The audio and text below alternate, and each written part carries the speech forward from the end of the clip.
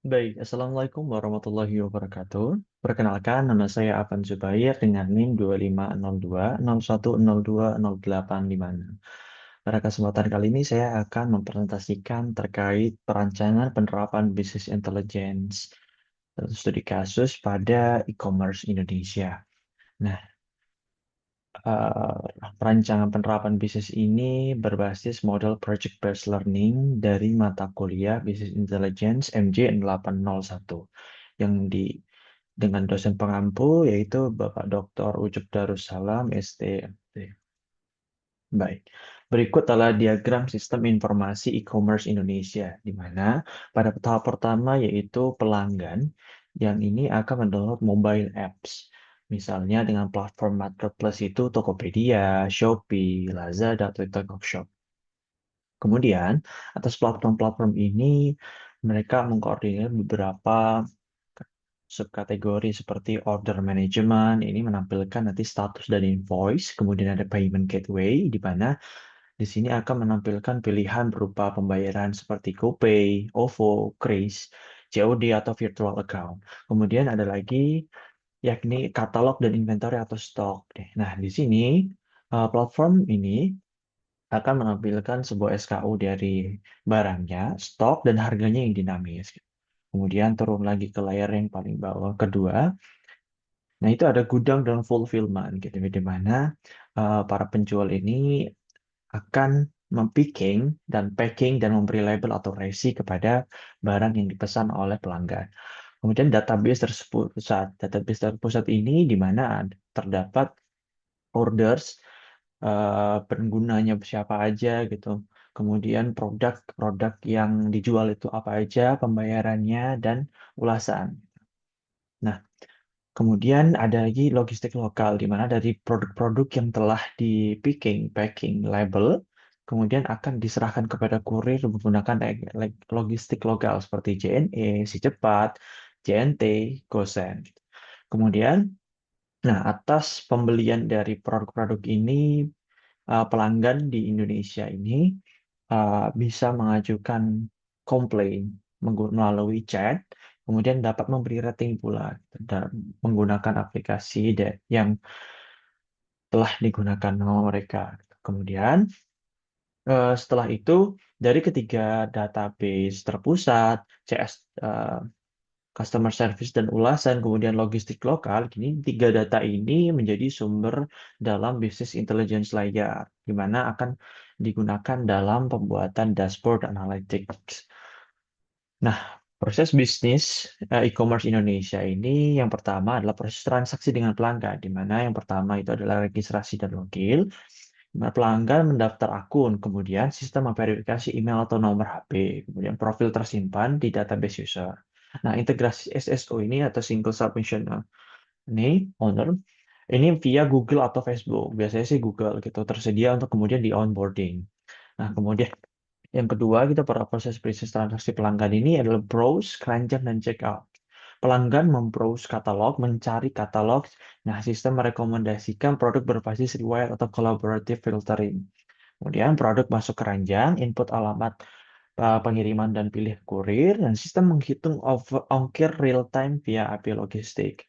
Nah, kemudian pelanggan memilih metode bayar gitu, hingga bisa melalui transfer, kartu debit atau kartu kredit, kris atau COD atau pay later. Nah, nanti masuk ke payment gateway, memproses sistem generate invoice otomatis. Nah, kemudian akan bisa aja masuk ke email, konfirmasi dikirim, dan status order berubah menjadi diproses. Nah, kemudian atas transaksi dan pengalaman ini juga didapatkan ulasan dan after sales. Nah, setelah paket diterima, sistem mengirimkan notifikasi review otomatis biasanya H-1, H+1 atau hari H. Rating dan ulasan pelanggan masuk ke database. Kemudian digunakan sebagai fitur untuk algoritma rekomendasi produk untuk selanjutnya.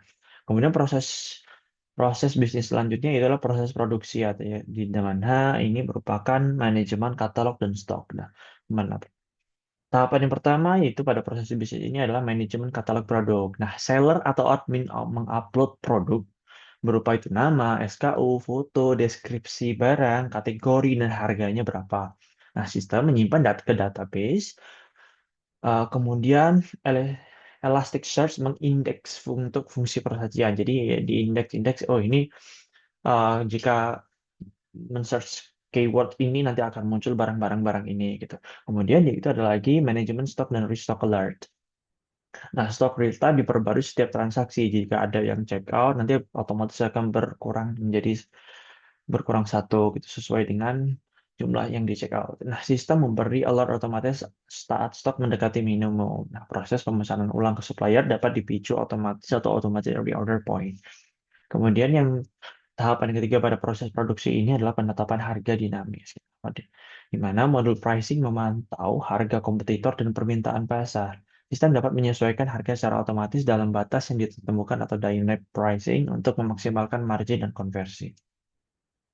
Kemudian pada proses bisnis e-commerce yang ketiga yaitu ada proses distribusi atau logistik dan pengiriman lokal.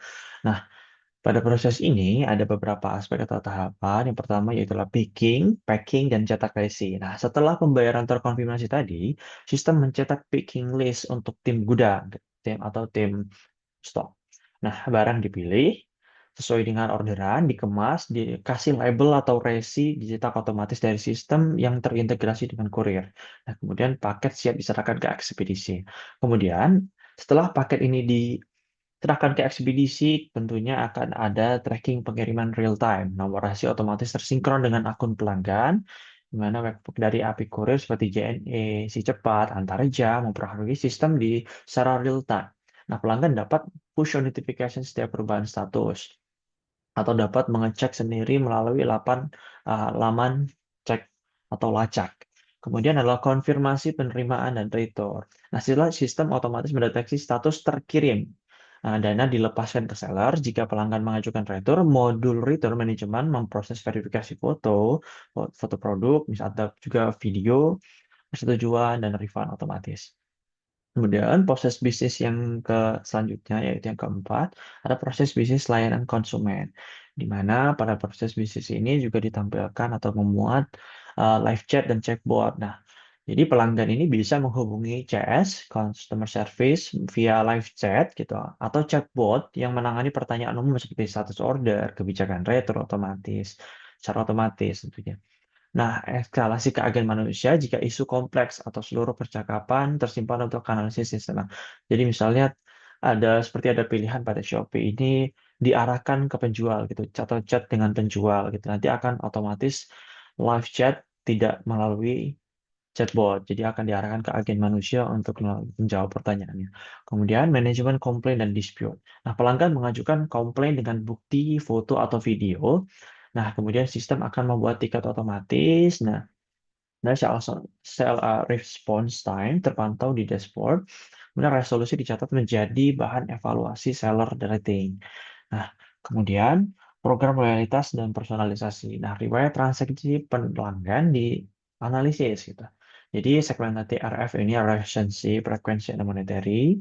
Kemudian akan ada dari riwayat ini akan memunculkan pula voucher dan promo personal yang dikirim via email atau notifikasi atau bahkan ke akunnya pelanggan ini gitu.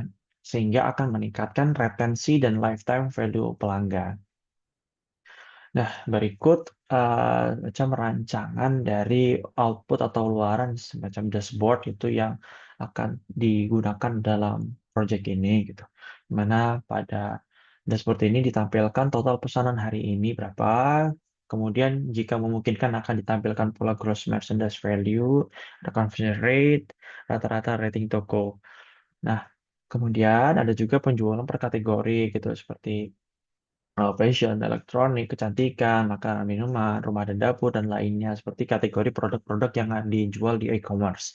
Kemudian metode pembayaran yang tadi, yang logistik lokal dan metode pembayaran lokal, seperti VA, virtual account, atau GoPay, atau e-wallet lainnya, bisa bentuk KRIS, COD, PayLater, atau kartu kredit. Nah, dalam dashboard ini juga jika memungkinkan akan ditampilkan pula sebaran order per pulau atau geospasial. Nanti misalnya banyak pesanan itu datang dari Pulau Jawa atau Pulau Sumatera atau Pulau Kalimantan sesuai dengan data yang tersedia. Kemudian status fulfillment real time. Nah, dalam prosesnya misalnya jika ada pesanan ini masih dalam kategori dalam pengiriman atau selesai, ini juga akan ditampilkan pada dashboard ini, gitu.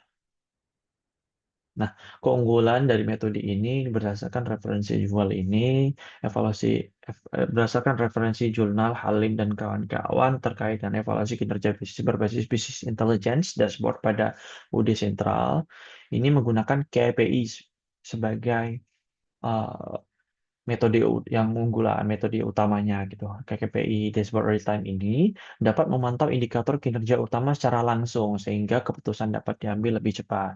Kemudian ada pula metode dengan drill down interaktif. Nah, memungkinkan pengguna untuk menelusuri data dari tingkat umum ke detail untuk menemukan penyebab suatu fenomena. Kemudian ada pula segmentasi RFM. Nah, di mana mengelompokkan pelanggan berdasarkan perilaku pembelian sehingga memudahkan strategi pemasaran yang lebih tepat sasaran. Kemudian ada juga geospatial heat map. Ini dapat juga berbentuk seperti tadi itu. Eh, Seperti yang ini, Jawa berapa, Sumatera berapa, Kalimantan berapa gitu. Nah, menampilkan persebaran data berdasarkan lokasi geografis untuk menemukan wilayah dengan performa tinggi atau rendah. Baik, sekian presentasi dari saya. Apabila ada kesalahan, mohon maaf. Terima kasih. Assalamualaikum warahmatullahi wabarakatuh.